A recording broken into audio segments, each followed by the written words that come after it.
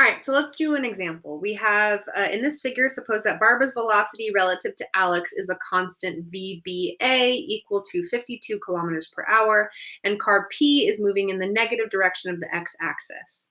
Letter A, if Alex measures a constant VPA, so that's the velocity of car P relative to Alex, is equal to negative 78 kilometers per hour, for car P, what velocity, VPB, velocity of car P relative to Barbara, will Barbara measure?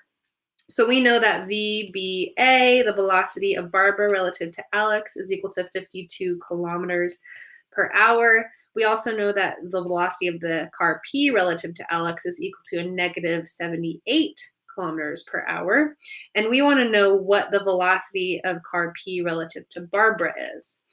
Now for this one right here, we want to use that trick where if the subscript in the middle of two things is the same, two things that are added together is the same, then we can cancel them out. So if we have the velocity of car P relative to Alex plus the velocity of Alex relative to Barbara, we can cancel that out right there. Alex's subscript, and then we get the velocity of car P relative to Barbara.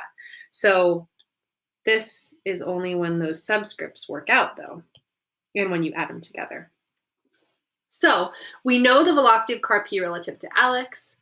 It's at negative 78 kilometers per hour, but we don't know the velocity of Alex relative to Barbara. However, we do know the velocity of Barbara relative to Alex is 52 kilometers per hour. So remember, this is just a vector. So if we want the velocity of Alex relative to Barbara, that's just going to be a negative velocity of Barbara relative to Alex. So if you switch the subscripts, you just put a negative there because it's just the opposite. So that means velocity of Alex relative to Barbara is going to be a negative 52 kilometers per hour.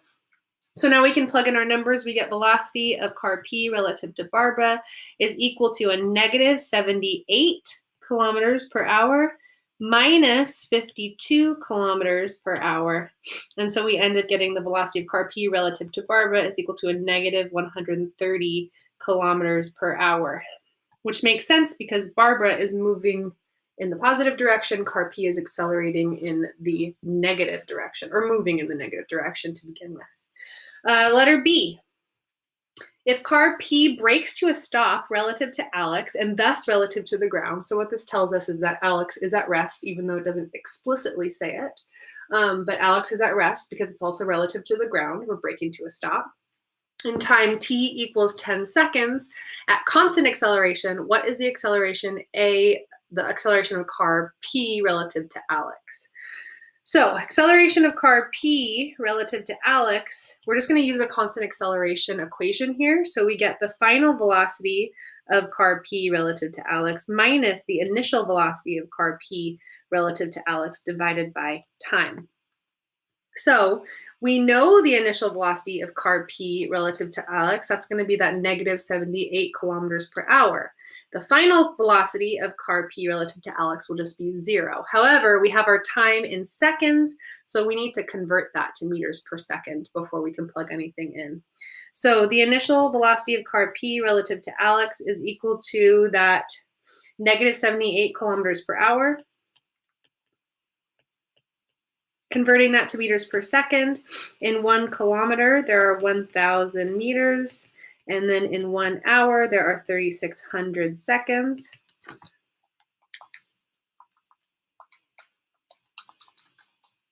Oh my gosh, I didn't have my calculator on. 78 times 1,000, and then divided by 3,600.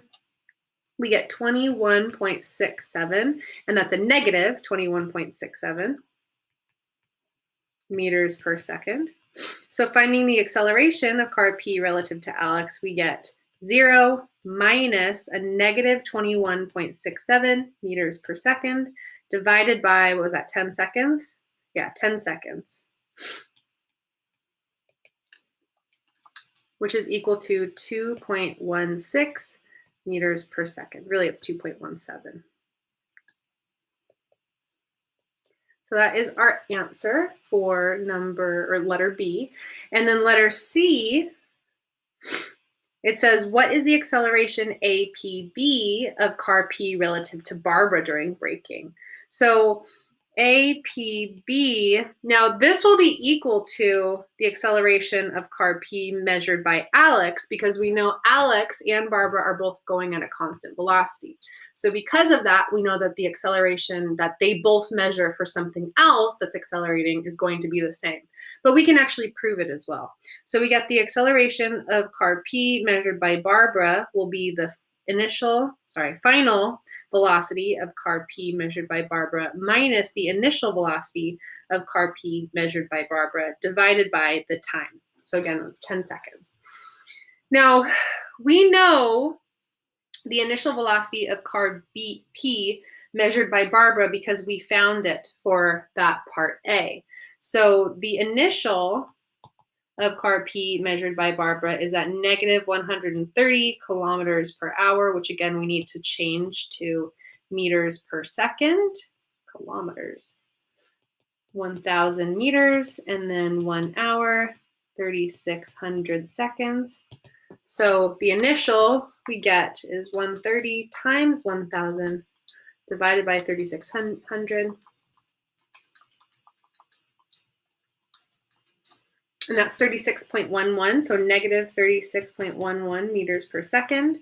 Now, we don't know what the final velocity of car P relative to Barbara is. However, we know that it stopped. So really, just because it stopped like Alex is, the final velocity of car P relative to Barbara will be the same as the velocity of Alex relative to Barbara. So we know what that is. It's up here somewhere. Velocity of Alex relative to Barbara is a negative 52 kilometers per hour. So final velocity of car P relative to Barbara will be a negative 52 kilometers per hour. So converting that, 1 kilometer, 1,000 meters, and then in 1 hour, there's 3,600 seconds. We get a final velocity relative to Barbara, 52 times 1,000 divided by 3,600.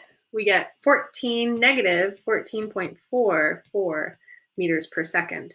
So now we can finally plug it back into our equation. We get the acceleration of car P relative to Barbara is equal to a final velocity of car P, which was that negative 14.44 meters per second relative to Barbara, minus the initial, which is a negative 36.11 meters per second, divided by 10.